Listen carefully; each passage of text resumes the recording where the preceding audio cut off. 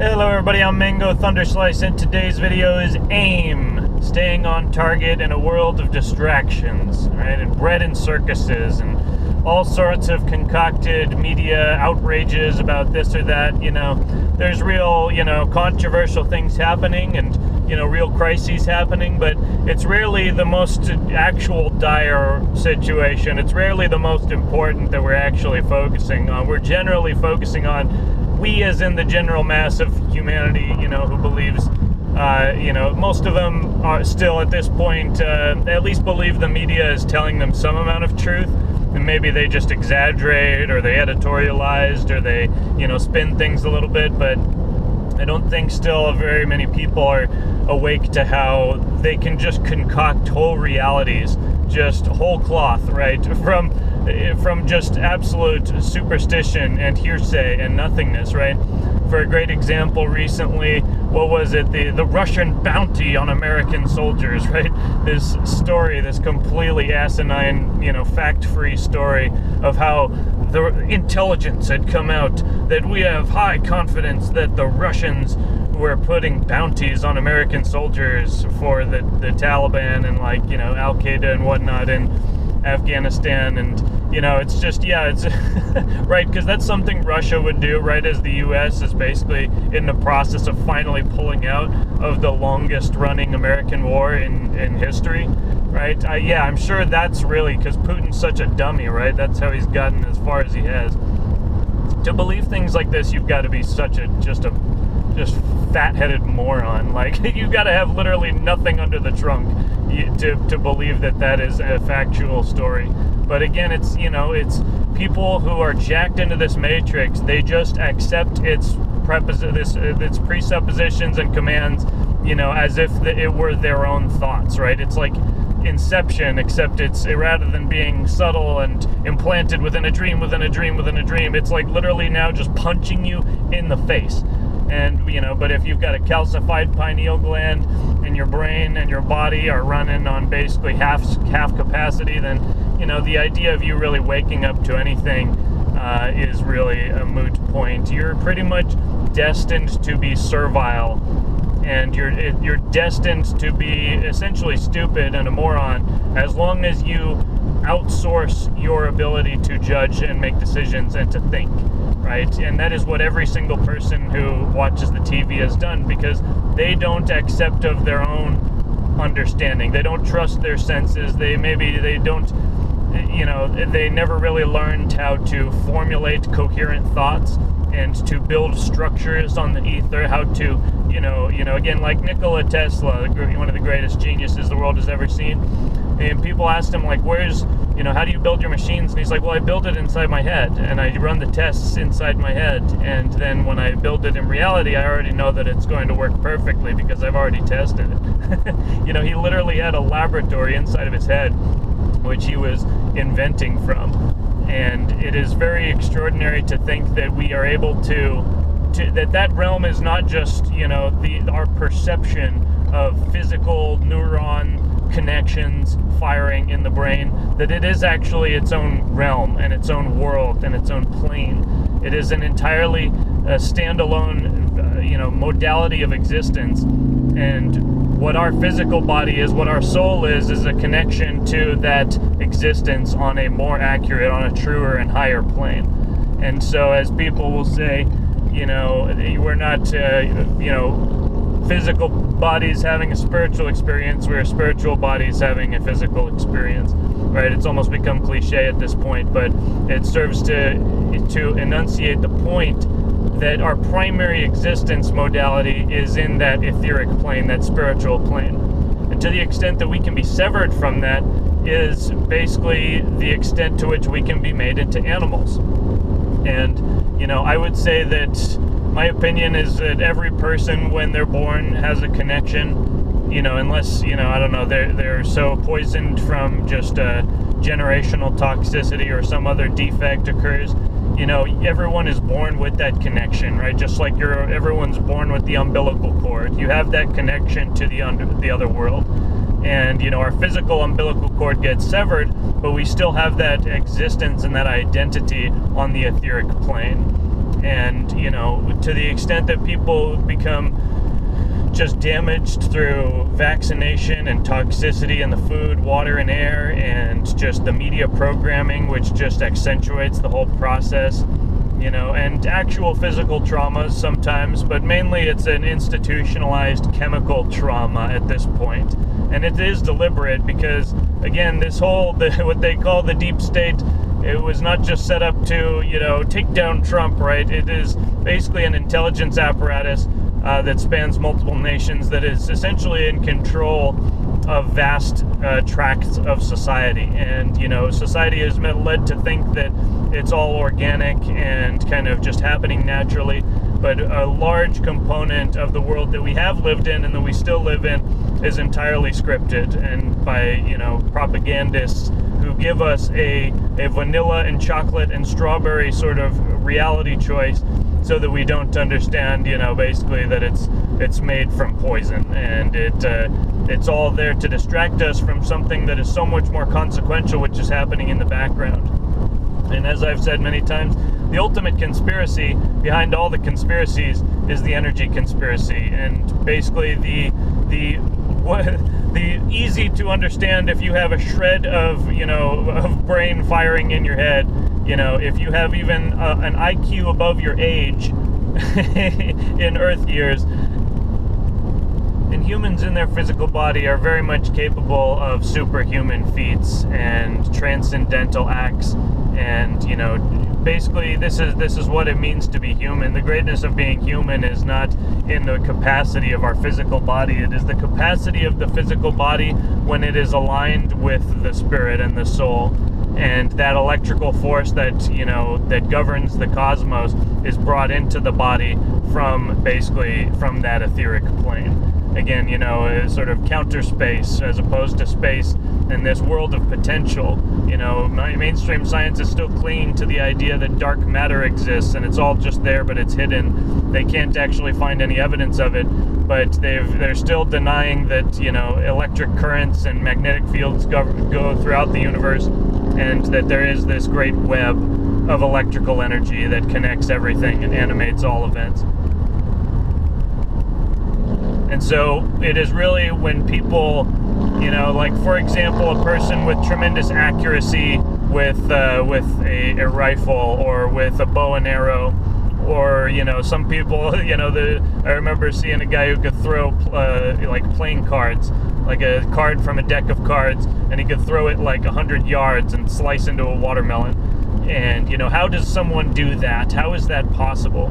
You know, but even just exceptional accuracy with a bow, with their arm, right, throwing something, or with a rifle, it belies a sort of understanding on a spiritual plane, on the etheric plane, that stillness, that perfect stillness and connection with the target, that before the shot is fired, before the arrow is loosed, right, before the playing card flies out of the guy's hand, he sees with, you know, not necessarily just his physical eyes, he sees with a spiritual eye, a third eye in the core of the brain, where that projectile is going. He connects with the target, and there is a flow of energy between them, you know, almost Donnie Darko style, where, you know, the intent is projected from the person's being, and it is a mutual connection.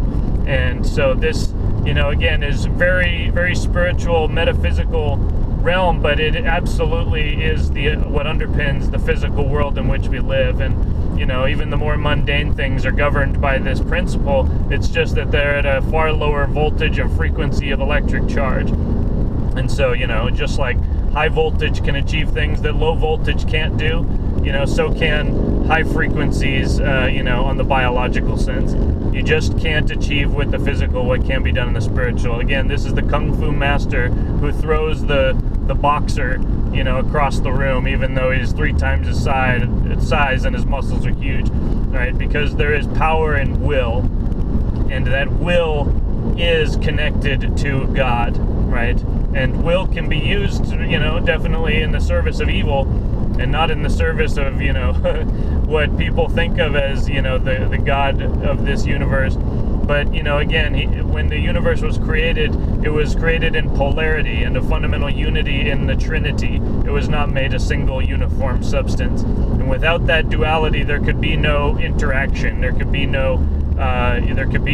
The physical world is born of that separation. And so again, it's important to recognize that there is an optimal level of conflict, and we will never necessarily vanquish, or totally unite with our enemy.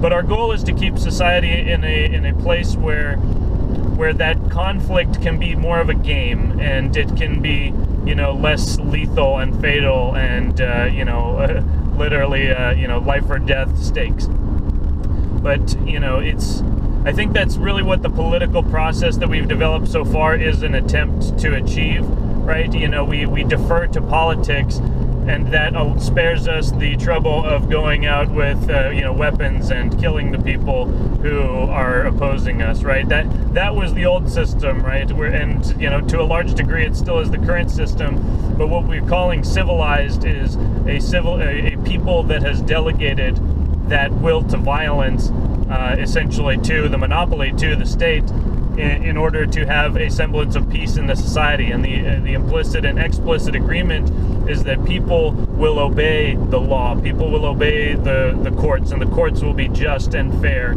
And to the extent that the courts are not just and fair, to the extent that the politicians and the duly elected representatives do not fulfill the will of their constituents, then we have a broken society, and it needs to be addressed. And normally the system is designed to address that, right? The people can can remove them from office, but there comes a point where the people are so brainwashed and distracted that it becomes impossible to remove these people from office. It becomes impossible to address the actual topic because it is completely caught in a storm of propaganda and bullshit. And that is exactly where we find ourselves with the media. That is exactly where I find myself with pretty much my entire family. Again, very educated and mostly successful people, but they are absolutely brain dead when it comes to politics. They have been anesthetized, they have been cauterized inside their brain, they have been lobotomized, and it is just astounding the bullshit that these people can believe.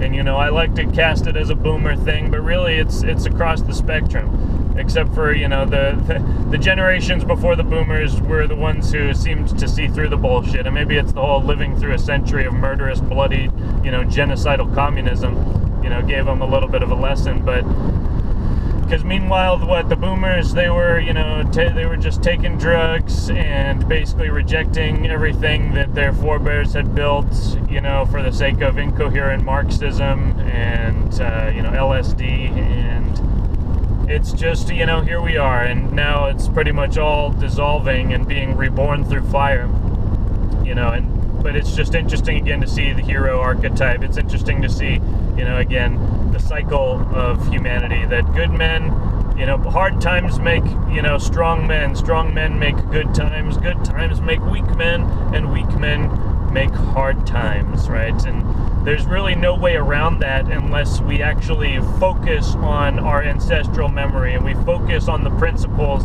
that undergird this universe, that objective reality. Because, again, even the more that we can agree on the objective universe and the fundamental connecting principles of which no one can escape, is the more that we can, I think, let, the political reality be more of just a game. And I think when we enshrine the right of secession once again, and the state of Jefferson will be able to break off from California, I think we will have a better United States. I think we will have a better world. I think that should be expanded. I think that Catalonia should be able to secede from Spain. Maybe even there's a Kurdistan in the cards. We'll see. But the point is, it all comes down to people and their ability to focus their energy and their coherence among them into an incorporation, right? And that's literally what it means. What is the unincorporated territory of Puerto Rico, right? They haven't incorporated as a state. They haven't formed a body, in corporis, right? In body. And, what Jefferson will be is a body distinct from California, right? That mitosis will be complete. And we will have enough focus among the constituents of that new territory, that new state, that we will be able to supply all of the essential services and functions of society that were already being fulfilled in California under the current regime. And people who are weak and pathetic and stupid, they can't even conceive of that working. Their feeble little minds just tremble at the thought. But for those of us who are focused and do have our minds on the prize, our eyes on the prize, right, that is exactly where we need to be focused, is being so sovereign, being so self-sufficient, and so clear-minded and, clear-throated that we just basically speak a new reality into existence. If you will it, dude, it is no dream. Right? Said the character Walter Sobchak in The Big Lebowski, right? A Vietnam veteran and wild Zionist in his later years who converted to Judaism. Such a perfect character. The Coen brothers are amazing, but I don't like all of their movies equally, but The Big Lebowski is definitely still a masterpiece. And, what the state of Israel, love it or hate it, is basically a proof that, through will and will alone can reality be created. And, through the 1967 war onward, I mean, even if you set aside the judgment for a second and you realize what essentially the Zionists achieve, it is absolutely amazing, and it really belies a greater sort of political understanding, right, especially in the post Jeffrey Epstein era. But it's there that we have to just understand that we like the sword of Gryffindor, for a nerdy example, we only take in that which makes us stronger. We don't need to become Babylonian Talmudism Satanists. We don't need to adopt any of the evil, but we can recognize why our enemy has been successful. We can recognize why our opponent beat us in the last round. And through those lessons, we become victorious. We learn to become the dominant party. And, true strength, the strength of God, is he who is, again, the meek shall inherit the earth. He who is armed but keeps his sword sheathed, right? The person who has power and chooses not to use it because they know there is a higher way. They know there is a way to move in the field of God. And that is, again, that quiet strength of God, as opposed to the rambling, raving, screaming of the, liberal cuck men and the raving Karens who think that, their little whims sitting at a laptop means anything to anyone in the real world. And it's funny because at the same time that many members of my family are literally the epitome of the Karen, they will vehemently deny that they are, right? A fundamental ignorance of one's own nature is part of it all. That realm of darkness where there is no truth, there is just feelings. And whatever they're feeling in the fleeting moment, that becomes the reality of the day, right? That becomes the soup du jour, and they expect all of us to conform to that. And that's kind of the problem, isn't it? Because, we can't and we won't, and it will never happen. Because if Atlas were to shrug, once again, to use the metaphor, this entire world would come crashing down. And it is not a magic horn of plenty. Everything that you enjoy, Karen, everything that you enjoy is because of our work and our organization and coherence in this world. And we're not going to give it up just because you had a thought or you had a feeling. I'm very charitable to even suggest that it could be construed as a thought, to think that basically anything in the liberal, feminist, progressive, authoritarian, communist worldview today has even a shred of legitimacy.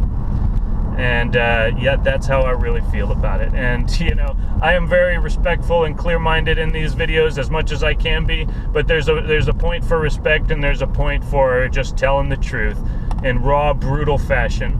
Because I've already played the game so much and I'm done playing it. I don't care. I am sovereign with my family. I don't need the rest of these people in my life if they're going to be these programmed communists, because they are a liability. They are a literal physical liability. It's just like when you're around someone who is a psychopath or, just completely schizophrenic or psychotic. They might be a nice person sometimes, but then you don't know what's going to happen, 10 minutes later. You don't know what's going to trigger them and set them off, and the worst part of it is You know, that they think that they're the norm. They think that they're correct. They think that we're wrong. The people who are, actually running the world and keeping things running, for everyone's benefit, not just our own. We should just abandon objective reality for the sake of Karen's little whim and feeling. It's never going to happen. It can't happen. And to the extent that that's a problem for the various Karens in the world and in my life, extrinsically, then really that's their problem. It's not my problem. And I'll take the consequences of separation before I take the consequences of foolish connection and integration. And again, I don't need them, they need me in a big way. And that's just even, pictures of, my daughters is the sole source of meaning for a whole swath of my family. And if I were to turn off the spigot, if I were to just completely cut them out, they would break down instantaneously and beg for forgiveness. And there comes a time when I'm not going to grant it, right? We are resonating with a God who is merciful, but also a God who is just. And, there's a time for mercy, and there's a time for no mercy, if you will. But, again, I haven't necessarily reached that point yet, but I am getting very tired of all the presumption and all the babbling and bullshit. I'm not even on social media, but it still reaches me through third parties, if you will. And I don't care anymore. I've made my peace with God. I've forgiven my parents. I'm the king of the castle now. I am the patriarch of the family. And if anybody's got a problem with that, they can fuck off. And that is how it's going to work. And that is how it'll be. Because that is the way it is. And so, yeah, that's my video today. It's important to stay on target and really remember what is important, which is your own sovereignty, your own connection to the vortex that underlies this entire universe, and engage with that free energy. Again, we can make machines to work on, vortex energy and free energy and what is, in the common parlance, but it's also a biological thing. When we are the vortex and we tap into a new source of energy, when we take on that spirit and we act in the greater field of God. It is a tremendous honor, a tremendous responsibility, and also a tremendous source of power. And that is really what we need to focus on in this time, and the times to come. Because, again, their greatest power is in taking us away from that. Satan has no power. He only has power in causing us to forget that we are of God and that we have everything in abundance if we just move in that field.